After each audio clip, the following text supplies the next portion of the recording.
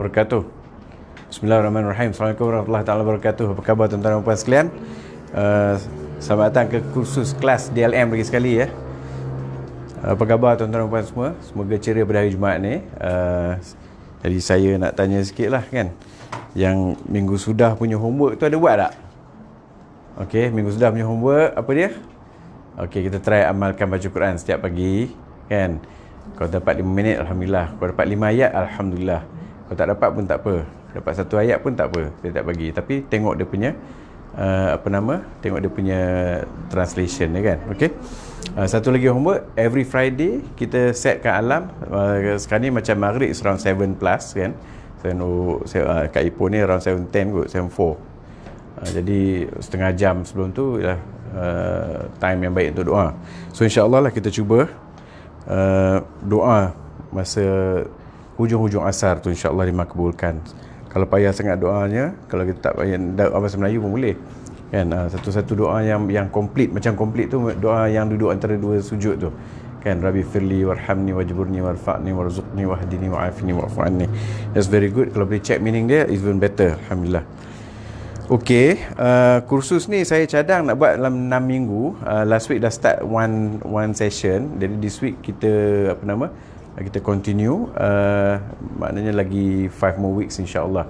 Kalau ada rezeki, kalau macam ada benda-benda yang elok kita continue lah. Kalau tak ada, tak apa ya. Kalau kita dah habis pun alhamdulillah benda ni boleh sharing. And suka saya ingatkan sekali lagi bahawa yang ni sharing session saja. And it's free. Okay, knowledge ni I'm giving it sharing saja. I'm not an expert but I'm sharing all this knowledge with you. Dengan harapan lah kalau misalnya you rasa nak bayar juga boleh bayar, cuma kita bayarkan kepada infak DLM ni ya. Ada advantages kalau you all infak ke DLM. For example, jom sertai program infak dan bantuan khas DLM. Okey, kita akan gunakan wang tu untuk membeli barangan-barangan produk Muslim. Okey, that's one of the advantages ya. Ada banyak lagi advantage, maknanya kita akan tolong anak-anak muda buat bisnes. And then kita boleh menggajikan staff. And then kita boleh bagikan barang-barang pada asnaf ya. So di sini ada dua yang dia orang interview pelajar tu lah. Okey, ada pelajar yang cikgu bagi tahulah, PKM dia bagi tahu, ada pelajar yang tak hadir ke sekolah kerana tak ada duit belanja. Ini ada interview pelajar, ayah saya tak kerja sebab sakit selama 5 tahun. Mak pun tak kerja sebab jaga ayah. Kakak je yang tanggung kami sekeluarga pelajar begitu macam tu. So tak semua yang nasib baik macam kita. So jom kita go to dlm2u.com and then dekat situ klik infak tab. Di situ tuan-tuan boleh pilih nak infak berapa, RM3 ke, RM2 ke, RM1 ke, RM10 ke, RM30 dan sebagainya. Okey. So saya galakkan benda-benda macam tu. Okey tuan-tuan dan puan, today kita nak sambung sikit. Saya dah bagi tahu yang 3 area yang saya nak cerita ni tentang dalam kursus ni. Satu area pertama ialah mindset. Okey, mindset. Kemudian about apa dia? Mindset ni sebenarnya kebahagiaan lah. Okey.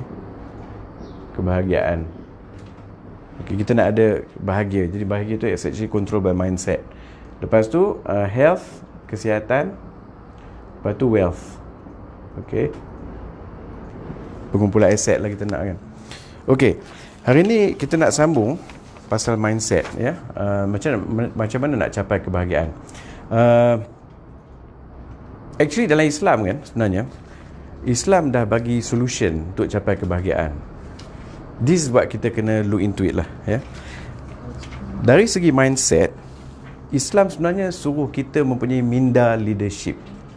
Okay, leadership mindset. Ini yang saya nak kongsikan. Islamic mindset ialah menekankan kepada leadership. Leadership ni maksudnya tanggungjawab dan amanah. Okay, responsibility and upholding trust. Itu tanggungjawab dan amanah. So kalau boleh kan, mindset kita ni, kita always think like a leader. Sebab apa? Kalau kita jadi leader pada diri kita, maka kita boleh jadi leader kepada keluarga kita. Kan? Kalau kita ada children, kita nak lead the children. Kalau kita ada wife, kita nak lead the wife and so forth. Dan wife pula nak lead ke husband, itu terpulang. Kan? You can guide the husband sometimes. Okay? And then boleh guide the children juga. Okay? And then kawan-kawan. And then tempat kerja. Okay, kalau tuan-tuan dan puan jadi leader kat tempat kerja, tuan-tuan dan puan kena pastikan staff-staff tuan-tuan dan puan solat waktu dia. Kan? Benda-benda macam tu tanggungjawab leader. Sebenarnya Allah lantik kita sebagai leader. Okey, Kalau macam tu, tuan-tuan puan mesti katakan, kalau gitu ramailah orang nak jadi leader. Semua nak jadi leader. Dia tak. Ada leader yang menyerlah, ada leader tak menyerlah. Maksud dia kan, leader tu dia menyerlah dari segi macam mana. Okey. Ada leader yang kita tak tahu pun dia menyerlah. Jadi leadership ni sebenarnya dia kepada kumpulan dia. Kalau misal leadership tu orang tu dia menyerlah, dia akan naik. Ada juga orang yang naik tapi tak menyerlah. Kan? Dan memang tak ada quality leadership pun. Ini yang penting sebab Islam actually bagi kita job spec lah sebagai seorang leader. Okey. Jadi macam manakah tanggungjawab kita sebagai seorang leader? Saya nak bagi macam akronim lah sikit leadership tu macam mana saya bagi akronim. Sebenarnya yang jadi buzzword sekarang ni kan servant leadership. Servant leadership ni ialah menekankan yang leader tu should serve. Ini buzzword yang baru dari segi modern leadership punya inilah teori. Okey, Islam dah ajar dah servant leadership dah lama. Islam dah ajar benda dah lama. Sebab tu kan masa tengok zaman-zaman Islam dulu, zaman-zaman Islam lah, zaman-zaman Nabi, sahabat-sahabat Nabi kan, zaman tabi'in dulu, diorang ni excellent sampai boleh mengawal boleh memerintah berapa 1/3 dunia kan. Betul. Okey. Jadi kenapa dia sampai tahapnya? Sebab dia punya leadership is excellent. Bahkan orang yang dalam rumah dia excellent, dalam sahabat-sahabat dia pun excellent. Jadi negarawan pun excellent. Masalahnya sekarang ni yang tak excellent sebabnya dia tak excellent tapi dia nak jadi leader. Sebenarnya dia should train jadi leader kat rumah dulu. Tapi dia nak jadi leader, nak perintah semua orang. Kan benda-benda macam tu. So these are the things yang menyebabkan umat Islam sekarang ni leadership dia tak ada. Kita tak ada Nelson Mandela equivalent. Kita tak ada orang macam tu. Kan, for example lah, sebagai contoh, one of the greatest leadership orang kata kan is Nelson Mandela zaman-zaman kita ni lah kan. Tapi kita tak ada. Kan, ada orang mungkin perasan macam Nelson Mandela dekat mana-mana lah kan. Tapi dia pun orang Islam ni tak boleh capai tahap tu sebabnya they not focusing on Islamic leadership.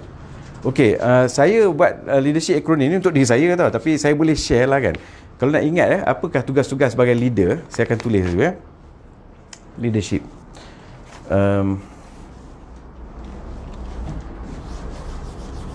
Kalau ada soalan boleh tanya sekarang tuan-tuan. Kalau ada soalan sila tanya.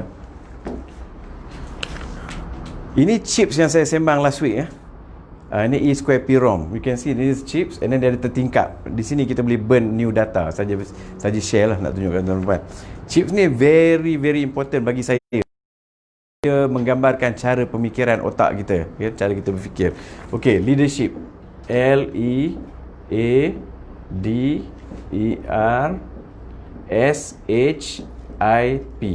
Okey. Saya buat akronim ni untuk diri saya sebenarnya. Saya buat akronim actually untuk diri saya.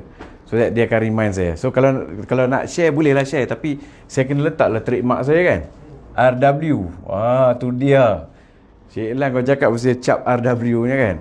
Apa RW Rasulullah Wahab? Ya. Tapi rule of wealth pun ya juga. Okay. So leadership. You must lead with love. Okay. Anda kena pimpin dengan penuh kasih sayang. Ini macam bagi guideline untuk saya. Saya reka ni untuk diri saya. Tak tahulah kalau ada kebetulan mana-mana beritahulah kat saya kalau jumpa kat website ada orang so biji mungkin daripada saya jugalah kot. Kan? Okay. So lead with love. That's most important dalam leadership And then kan, bila you lead, you kena enhance orang yang sekeliling you. Enhance kan. Maksud enhance ni, maksudnya menambah baikkan quality hidup mereka. Okay, bantu dia orang kan di sekeliling. Macam kalau kita ada children, kita enhancekan kehidupan anak-anak kita. Kita prepare them for the future, for example. Okay, barulah kita boleh earn the leadership. Okay, so basically ini macam earn through enhancement. Macam tu basically. That's what I punya akronim lah. Ini untuk saya sebenarnya. Kalau berguna, pakailah. Kalau tak boleh guna, tak apa. Okay. And then A. Leadership ni, leaders must be approachable. Okay. Kalau leaders ni tutup pintu, orang lain tak boleh masuk. Nak masuk kena pakai dia punya PA ataupun dia punya agent lah apa semua. Those are not leaders. Those are not leaders. Okay. Those are authoritarians, dictators dan sebagainya. Okay, they want to control you, but they're not real leaders in Islamic terms. Okay, so that's why we have to have approachable punya sifat leadership. Okay, can you guess what D is? Siapa yang kenal saya tu tahu sangat D tu apa dia. Siapa nak jawab soalan saya? Okey, tak ada jawapan ya. D ni disiplin. Leaders mesti tunjuk sifat-sifat disiplin. Okey, kita mesti ada sistem yang kita follow through. Kalau kita ada sistem kita tu mestilah mantap. Maknanya kita tiba masa kita buat macam ni, kita buat. Tiba masa solat, kita solat. For example lah kan. Tiba masa kena baca buku, kita baca buku. Okey. Dan saya nak bagi tahu kat tuan-tuan dan puan kan, ceramah yang sharing session ni yang saya nak share ni, saya sangat galakkan kepada anak-anak miskin. Okey, pelajar-pelajar sekolah menengah, sekolah rendah tak boleh faham kot, saya tak tahulah kan. Kalau sekolah rendah menengah boleh. Sekolah menengah tu, pelajar-pelajar sekolah menengah yang miskin, yang tak tahu macam mana nak belajar tentang leadership proses, boleh saja listen to ceramah ni, and kalau boleh ajak lagi kawan-kawan lain yang anak-anak miskin, sebab saya nak menjayakan anak-anak miskin tadi ya. Sharing session ni sebenarnya sangat sesuai pada umur yang bawah 35 tahun lah. Kalau lebih 35 tahun, saya rasa dia orang dah tahu semua yang saya cakap ni, semua dia orang dah baca. Yang umur muda ni mungkin belum dieksposkan lagi, belum didedahkan lagi ya. Sebab tu saya bagi galakkan kepada tuan-tuan dan puan. Baik, kita sambung lagi ya. D is for leadership tadi. D is for discipline. Okey. D ni lah untuk disiplin. Okey. The next one is actually E. Apa dia E ni? E ni efforts. Maksudnya leaders ni mesti sentiasa melihat pada effort untuk memperbaiki diri. Okey, dia kena cari effort untuk memperbaiki orang sekeliling dia. Okey, boleh tak? So effort ni sangat-sangat penting. Alright. Next kan, R. Bila kita usahakan sesuatu, dia akan menghasilkan sesuatu. Jadi kita kena measure lah results-nya. Betul tak? Kita kena measure results tu tadi. Betul? Okey. So R ni sebenarnya for results. Boleh. And then S. S ni sebenarnya ialah apa? Apa tuan-tuan ingat S? S ni ialah strategi. S ni strategi. Leaders must have strategy. Kalau leaders tak ada strategi, dia tak boleh bawa team dia ke depan. Basically kan, kita hidup di dunia ni, kita ada game yang kita kena main. Okey, ada orang kata macam terpulanglah pada masing-masing punya falsafah kan. Bagi saya, life is a game that you are playing. And when you play this, you kena dapat reward tu, nak ambil hadiah tu di hari akhirat. This my falsafah. Okay. Jadi bagi saya, untuk play the game, kita kena strategi lah. Macam saya suka sangat game rugby. Saya suka sangat rugby dengan badminton. Dua ni lah. Kan? Saya memang main rugby, dulu main squash. Menunjuk. Itulah menunjuk masalah ni kan. Ni macam riak. Tak ada. Saya tak maksud macam tu. Maksud saya, game ni mengajar kita ada strategi. Okey, kalau badminton macam mana? Kalau kita partner main double macam mana? Pingpong pun saya main juga. Macam itulah ya. Dan bila main rugby yang paling seronok sekali. Sebab apa? Saya tak main rugby. Saya sekolah saya dulu ada rugby. Rugby ni dia punya tahap kecederaan dia sangat tinggi lah kan? Tapi one interesting thing about rugby ni ialah, perasan tak orang main rugby ni, dia macam-macam jenis orang. Ada yang tinggi, ada yang rendah, ada yang kurus, ada yang tough. Okay? So team macam ni dia kena bekerjasama. So this is why we have to have strategy dalam life kan? Maksudnya kita boleh work in a team ya? Okay, H, humble. A leader must be humble.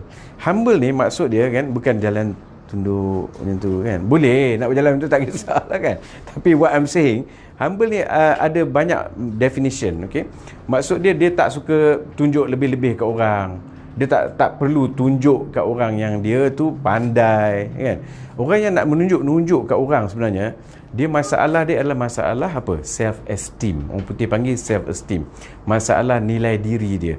Mungkin dia tak cukup dipuji oleh parents dia masa kecil-kecil. Itu pandangan saya setelah saya mentelaah buku-buku kan. Nanti saya share pasal buku-buku yang saya baca lah ya. Okay. So basically when you are humble, maksudnya kita ikut cara Allah nak kita jadi macam mana. Okey, kita ikut perintah Allah dan boleh ditegur. Humble leaders boleh ditegur. Rakyat boleh tegur pemimpin. Ini dalam segi Islamic leadership. It's very, very important. Saya sangat menekankan Islamic leadership. Sebenarnya banyak orang Eropah yang study pasal Nabi Muhammad, Nabi kita, management of Nabi kita. This is something that kita patut belajar lah ya. Okey, saya ni rasa macam boleh habis lah. Nota ambil 2 page je. Rupanya dah setengah 15 minit dah ya. Okey, tak apa, kita carry on lagi. Leadership. I ni intellect. I ni ialah intellect. A leader must read. Mesti encourage people to read. banyakkan membaca. Bukan membaca majalah wanita, bukan membaca majalah RTV, URTV, ada lagi majalah URTV. Tapi kan membaca ilmiah, topik-topik yang berilmiah, psikologi ke, engineering ke, business ke, ekonomi ke, angkasa lepas ke, kan? Elon Musk ke, biografi of orang yang berjaya ke, macam tu kan, biografi of sirah ke. So kita kena banyak membaca. Okey. So intelek ni adalah kita kena strive, kita kena cuba, kita kena perbaiki diri kita untuk jadi orang yang berilmu. Okey. That's how we become intellectual. Okey. P ni lah sifat leadership yang juga penting. Persevere. Apa dia persevere? Never give up. Sentiasa asak. Okey, persevere memerlukan fokus. Perseverance memerlukan fokus. And then ataupun dia panggil satu lagi satu persevere, satu lagi persistence. Kan, persistence. Ulang sekali lagi, asak sekali lagi sampai kita berjaya. So this is leadership quality yang saya rasa saya gunakan untuk diri saya, saya reka untuk diri saya. Tapi kalau tuan-tuan dan puan boleh tangkap maksud ni, senang nak ingat. Esok ni kalau nak jadi leader, ingat benda ni je. Okey. Kita ulang sekali lagi, boleh? Tak boleh. Tak apa. Okey. Boleh rewind kan video ni kejap lagi ya. Macam tu. Okey. Next topic, barulah kita talk about mindset. Tuan-tuan pergi makan kat restoran, tuan-tuan pernah ada order set A, set B, set 3C kan? Pernah order kan? Set tu maksudnya ada grup makanan yang hampir-hampir serupa. Betul tak? Set sekumpulan lah maksud dia. Mindset ni is actually set of programming. Ini saya define set of programming. Tapi kalau ikut dictionary kan, dia set of assumptions ataupun cara berfikir yang akan menentukan cara kita react. Otak kita dia berfikir automatically. Okey, ada orang buat sesuatu dia akan react, ataupun otak kita akan suruh kita buat automatic, jadi habit. Kan, contohnya bila kita bangun pagi tergosok gigi, itu jadi habitual. Okey. Those are dikontrol oleh set of thinking, way of thinking.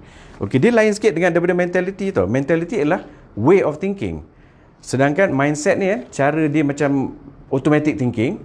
Mentality ialah cara dia melihat sesuatu. Itu dua benda yang berbeza lah. Tapi tak banyak beza pun. Dia sinonim pun. Kalau nak tukar mindset ke mentality boleh saja, tak ada masalah. So what I'm trying to say ialah mindset ni, saya define lain sikit lah. Saya define mindset ni based on apa yang saya baca lah. Sebelum saya define, saya nak bagi tahu buku yang banyak influence saya adalah buku daripada Robert Ringer. Buku tu tajuknya ialah 10 Habits of Highly Successful People. Buku ni sangat berharga bagi saya dan saya mengulang-ulang baca. Kan, macam yelah Quran pun kita kena ulang-ulang baca sampai khatam kan. Yang ni pun saya try untuk khatam 2-3 kali buku ni. Sangat influencing me.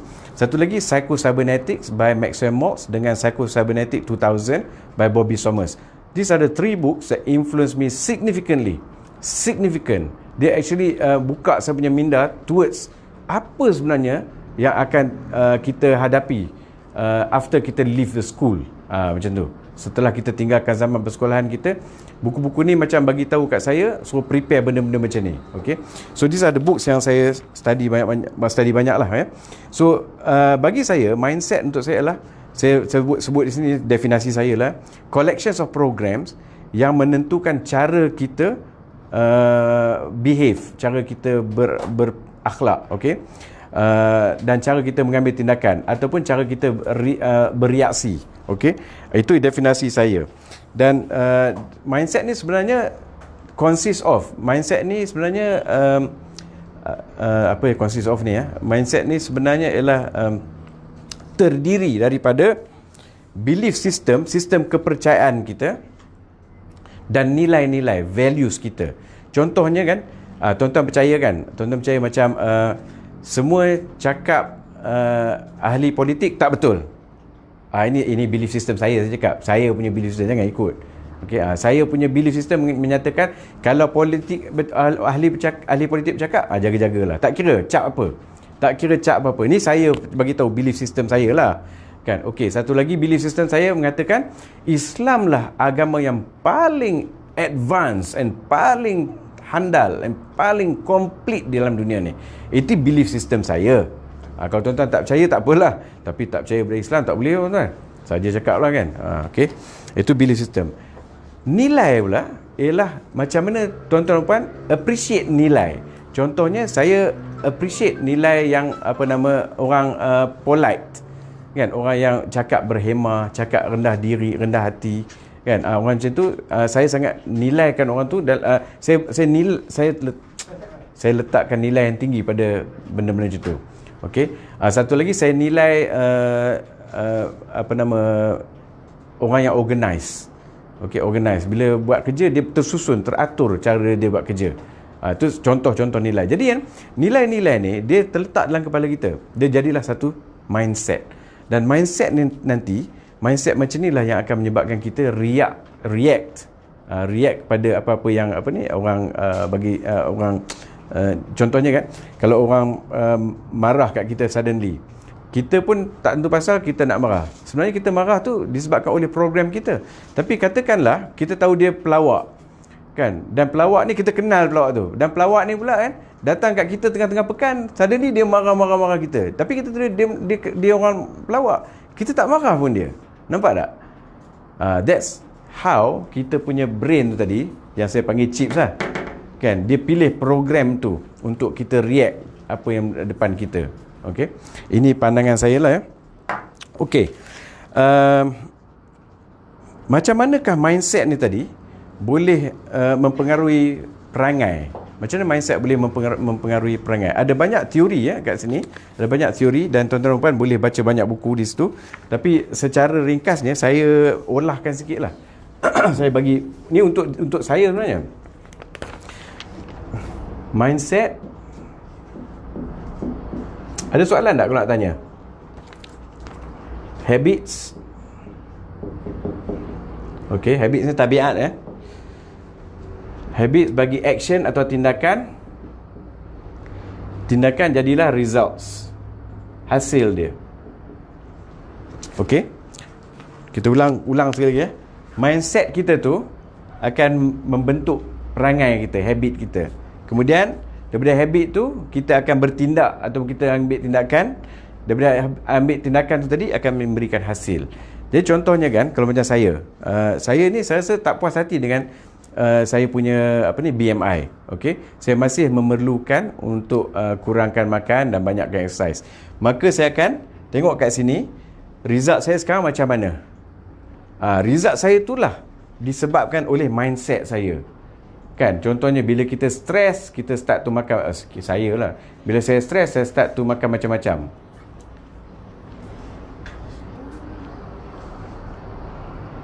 Apa yang sebenarnya berlaku? Okey, saya boleh cakap terus ke? Okey.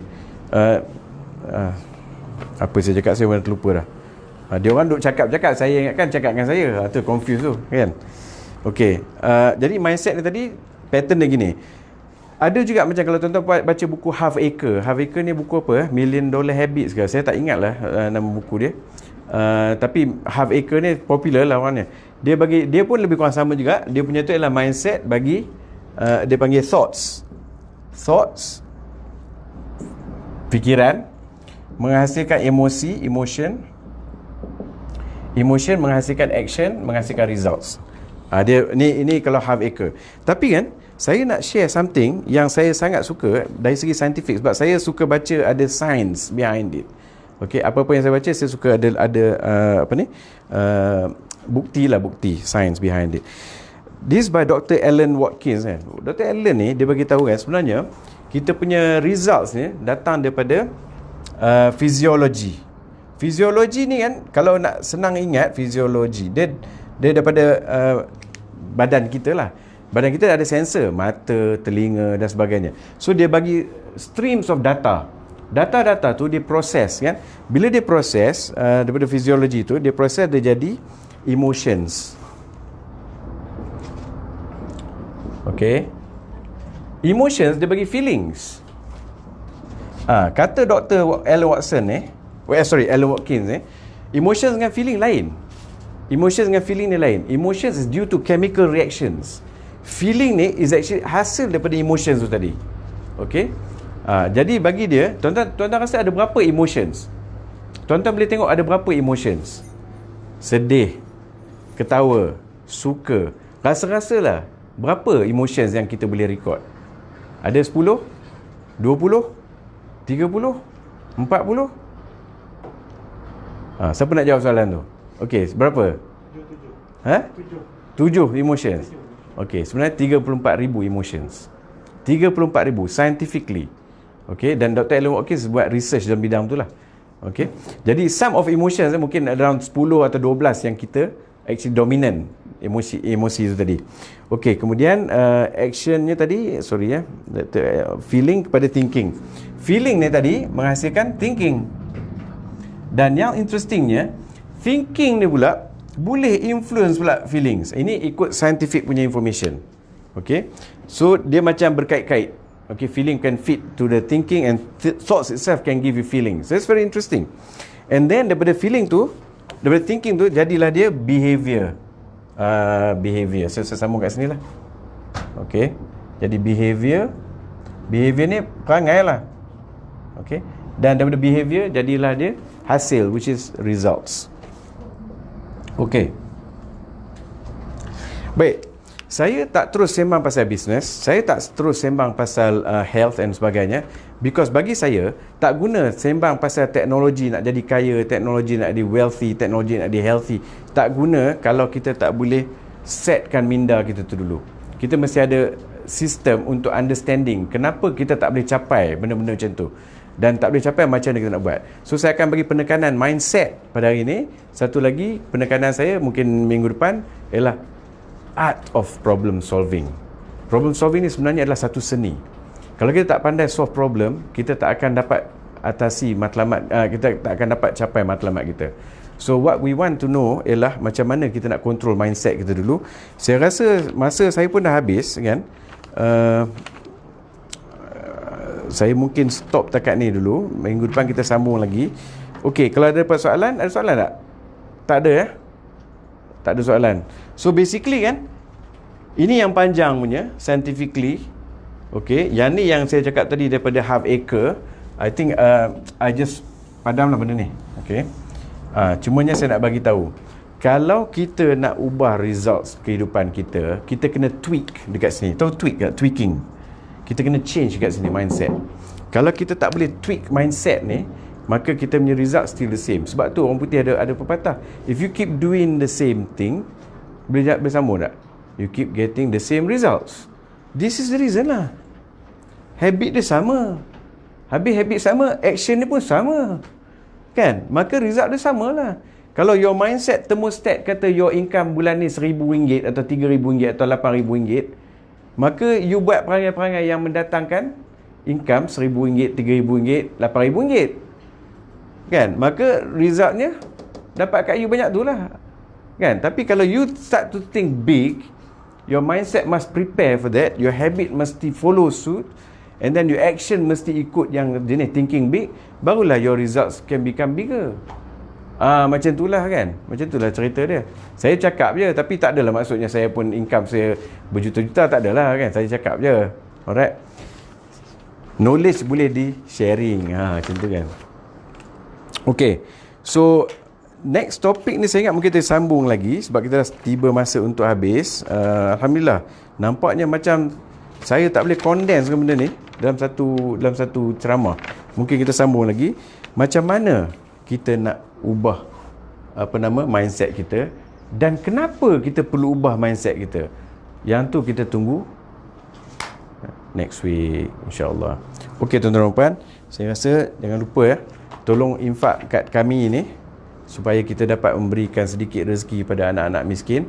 Baru-baru ni saya juga nak bagi tahu lah kan, sahabat saya dekat sahabat taman lah, di taman tempat tinggal saya tu, dia mengalami kesusahan oleh kerana pasal COVID ni, diberhentikan kerja, dan sekarang ni dia sedang berusaha untuk menambahkan pendapatan untuk keluarga dia lah kan. Jadi agak sukar lah bagi dia, saya nampak agak sukar lah kan. Jadi kalau misalnya lah contohnya, kalau kita dapat membantu kan, saya mungkin boleh bagi makanan lah, bantuan makanan kat dia. Terpulang lah kalau nak buat macam tu pun boleh. The point yang saya nak bagi tu ni ialah, kalau tuan-tuan dapat infak kat dlm2u.com, sila pergi ke website dlm3.com and then pilih tab infak, and tolong infak lah. Hari Jumaat hari yang baik lah untuk kita sedekah kan, insyaAllah. Jadi saya harap tuan-tuan dan puan sudi-sudilah sedekah in exchange of my sharing knowledge ni tadi ya. So saya sudahi dengan Assalamualaikum warahmatullahi wabarakatuh. Saya mohon maaf. Thank you so much.